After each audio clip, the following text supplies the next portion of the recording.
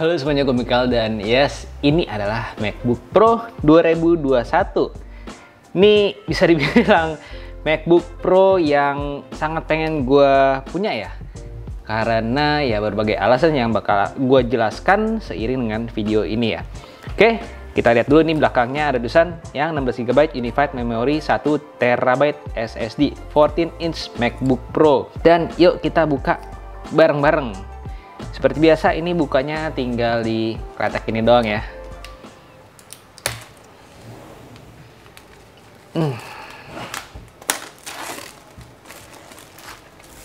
Heran ya kadang-kadang ya, di iPhone dia nggak pakai plastik, kenapa di MacBook Pro dia masih pakai plastik.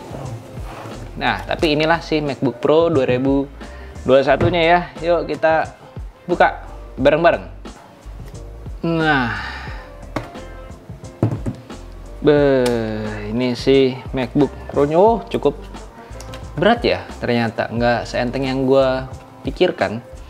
Berasa banget bedanya sama yang MacBook Pro 13 inch 2020 yang si M1. Dan di dalamnya ini masih ada nih ya, kabel chargernya yang sekarang sudah menggunakan MagSafe lagi. Ini kita bukanya gimana biar nggak berantakan. Sebentar ya, bukanya begini. Ini bukannya harus hati-hati ya, biar nggak lebar-lebar. Salah satu alasan kenapa pengen punya MacBook ini ya, salah satunya karena MagSafe-nya ini ya. Ini adalah salah satu teknologi pengisian laptop yang semestinya bisa ditiru oleh pabrik-pabrik laptop lainnya. Cuman nggak tahu kenapa nggak ditiru, atau mungkin mereka punya patennya jadi nggak bisa ditiru sama sekali. Tapi yes, MagSafe ini adalah salah satu teknologi pengisian yang gue suka. Ini kabelnya juga udah nggak seringkih kabel-kabel sebelumnya ya. Kenapa? Karena ini udah braided. Kelihatan nggak? Ini tuh udah ada braidednya. Jadi ada lapisan lagi di luar untuk memperkuat kabel ini. Nah, ini juga nyambungnya ke USB Type-C. Dan lubang coloknya ini pakai yang MagSafe seperti dulu yang kita kenal ya. Seperti ini. Jadi nanti pakai magnet, tak gitu doang. Keren.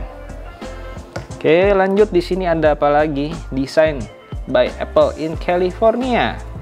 Dalamnya kita dapat, ini ada notch-nya, aduh, notch lagi. Kita lihat nih dapat apa aja. MacBook Pro dapat stiker. Nah, stikernya nih, stiker yang paling mahal mungkin ya. Beli stiker, dapat MacBook, keren. Ini dalamnya ada apa lagi? Ini gimana bukanya? Kayaknya ini nggak ada lagi, ini cuman keras-kerasan doang ya. Di sini cuman ini nggak bisa dibuka lagi, ini udah keras doang, nggak bisa dibuka lagi. Jadi isinya cuman ini doang. Nah, cuma ini doang, tapi ini tebel banget nih tuh. Ada lapisan kayu lagi kayaknya di sini. Astaga. Lanjut. Di sini ada apa? Di sini ada kertas Apple Malaysia Service Card. Kemudian di sini ada kepala chargernya ya, ini colokan kaki 3. Kemudian di sini ada sih kepala chargernya yang bentuknya ya sebenarnya nggak jauh beda sama MagSafe sama charger MacBook Pro sebelumnya, kayak gini aja bentuknya. Kita buka. Emang enak banget ya buka kayak ginian, serasa buka barang baru. Ya emang barang baru sih. Nah, putih semua di sini, kelihatan nggak tuh? Di sini ada logo Apple-nya. Ini yang berapa, keluarnya berapa ya? Ini tuh yang outputnya di 20,5 volt 4,7 ampere. Jadi totalnya itu sekitar 96 watt ya. Jadi ya gede juga sih wattnya. Oke, dan yes, ini itu doang isinya dari si kotak MacBook Pro 2021-nya. Kita beresin dulu, bisa kita lihat sih MacBook Pro-nya. Oke, udah bersih ya. Ya kita lihat ini sih MacBook Pro-nya yang ya berat ya. Kita buka.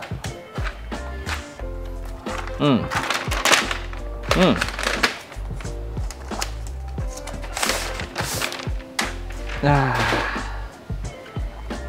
nice. Ini awalnya gue nggak menyangka ini bakal seperti ini sih feels-nya. Gue pikir bakal mirip seperti MacBook Pro 13 2020 yang M1, cuman ternyata enggak. Ini lebih bulky dan sudut-sudutnya ini lebih apa ya, lebih membulat, lebih tebal, dan kelihatan ini lebih banyak portnya. Dan ini salah satu hal yang gue suka dari si MacBook Pro, lebih banyak port. apalagi ada SD card slotnya ini.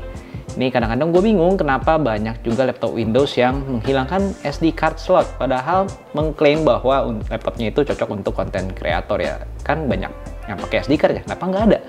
Nah, tapi bersyukurlah di MacBook Pro ini sudah kembali lagi port-port yang kita sukai ya. Kita lihat dulu di bagian sebelah kiri, ini ada si MagSafe portnya yang gue contohin nih kayak gini ya, kalau buat ngecas tuh. Nah, tuh dia nempel. Kalau ketarik keras juga ya. Nah, tuh. Tak gitu. Tapi ternyata ketariknya keras juga. Nah, ini gunanya tuh untuk oh, bukan ditarik nih, harus kayak dipatahin gini nih. Nih, kayak gini caranya. Plak gini tuh jadi gampang banget. Kalau ditarik gini doang itu susah. Nah, agak susah, agak keras ya. Harus dipatahin sedikit. Tak gitu cara bukanya. Di sebelah kiri ya. Lanjut. Ini tadi ada MagSafe portnya, terus ada 2 buah port USB Type-C Thunderbolt, ada 1 buah jack audio 3,5 mm, kemudian di bagian sebelah kiri ini ada SD card slot, masih ada lagi 1 buah port USB Type-C yang sudah mendukung Thunderbolt juga, dan ini ada port HDMI, cakep ya. Dan bagian bawahnya kita lihat ini ada 4 buah alas karet ya, 4 buah alas karet, terus di sini ada tulisan MacBook Pro. Nah, di sini ini kayaknya lubang keluaran panasnya deh, bukan lubang speaker ya, ini kayaknya lubang keluaran panas. Oke, ya kita buka aja. Seperti biasa di atas ada si logo Apple coak yang sudah tidak nyala, digantikan dengan yang warna chrome gitu aja ya. Kita buka, nih, bisa nggak buka pakai tangan nih ya? Bisa. Waduh, langsung ada deng, langsung hidup. Dan ini MacBook itu tuh entah kenapa layarnya nggak pernah bisa dibuka sampai 180 derajat ya, cuma sampai segini, dan enak banget bukanya loh. Ya Allah, ini ada apa ini? Ini saya nggak suka ini. Sentil lah, hilang loh. Ya, kita lihat ini ada tulisan hello, dan ini wah, ini ya. Touchpadnya ini emang gimana ya, emang enak sih. Gue juga salah satu yang bikin terkesan itu dengan MacBook adalah di touchpadnya ini enak banget ya, halus banget, emang beda. Ngomong apa, emang beda sih. Di sini juga ada keyboardnya yang sudah tidak ada touch barnya lagi ya. Terus di sini ada lubang keluaran speaker yang membuang ke atas ini. Oh iya, nah ini ada lubang keluaran speaker yang hadap ke atas ini. Dan di sini ada Touch ID, tombol power sekaligus Touch ID ya. Oke lah, gue bakal coba setting terlebih dahulu. Ntar gue coba balik lagi setelah gue setting ya. Ntar ya. Ya, ini gue udah setup tadi, dan setupnya itu ternyata cukup lama ya, karena cukup banyak yang harus di setup di Mac ini.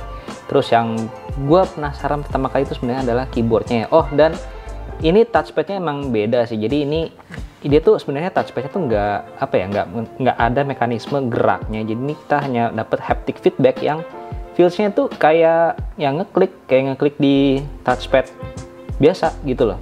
Tapi ya beda, ini emang berasa gimana ya, emang beda sih.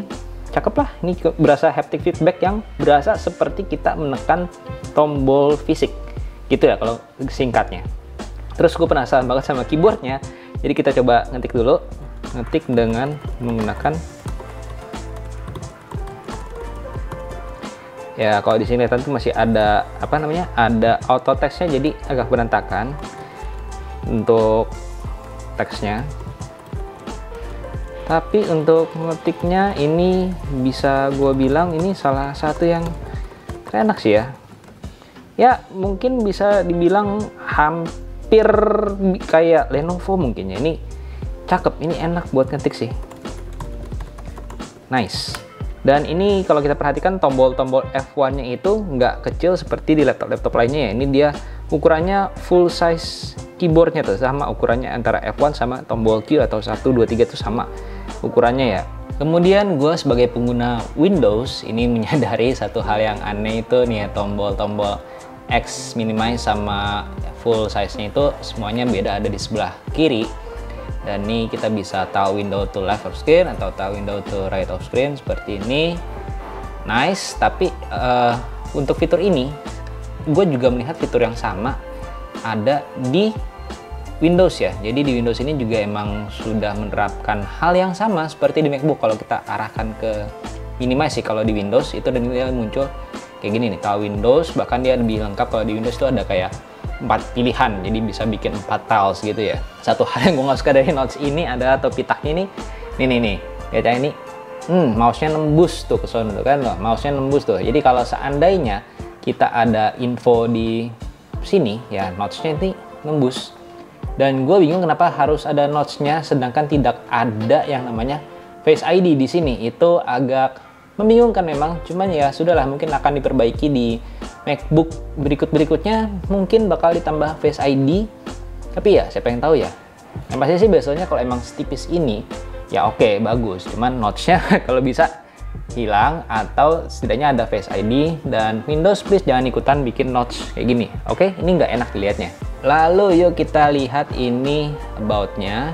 Tersisa berapa gigabyte sih dari 1 terabyte. Ini menggunakan macOS Monterey versi 12.0. Chip Apple M1 Pro, memori 16 GB. Untuk displaynya built-in Retina display 14 inch 324x1964.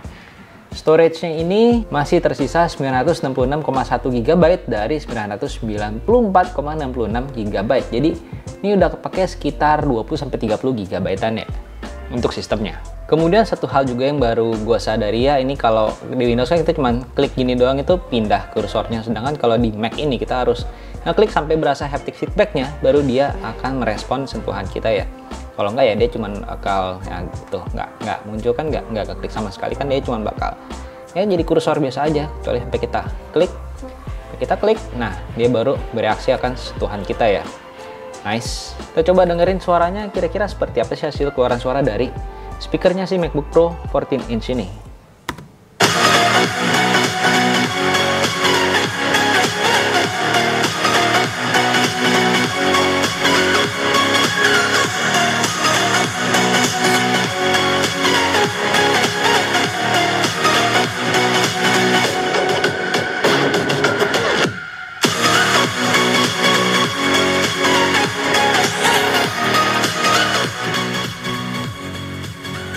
Oke, sekilas review untuk hasil keluaran suaranya. Bisa gue bilang untuk sekarang ini hasil keluaran suara dari laptop ini adalah mungkin yang terbaik sampai sekarang ya. Karena ya gue nggak pernah ngedenger bass sebulet ini di laptop lain.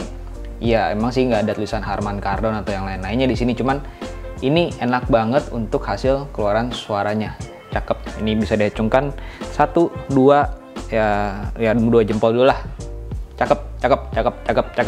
Terus yuk coba kita tutup. Nah, terus kita buka lagi. Iya, dia langsung nyala, atau tepatnya sih mungkin dia tidak mati ya. Kita tutup, buka lagi. Nah, ya segitulah. Norak. Oke, jadi mungkin gua akan coba lagi si MacBook Pro ini dengan berbagai program-program seperti contohnya Final Cut Pro, Adobe Premiere, dan program-program lain yang mungkin kalian ada ide nggak ini harus dicoba apa aja sih? Soalnya gue juga penasaran akan kemampuan MacBook Pro, dan jujur aja gue adalah pengguna Windows jadi masih awam banget dengan si MacBook Pro ini. Kalau kalian penasaran mau beli MacBook Pro ini di mana, nanti akan gua kasih linknya di kolom deskripsi di bagian bawah ya. Dan untuk sekedar info aja ya, gue sebenarnya emang sangat ngebet punya sih pengen punya MacBook Pro ini. Bahkan gue sempet kemarin tuh jalan-jalan ke mall cuma buat nyentuh si MacBook Pro M1.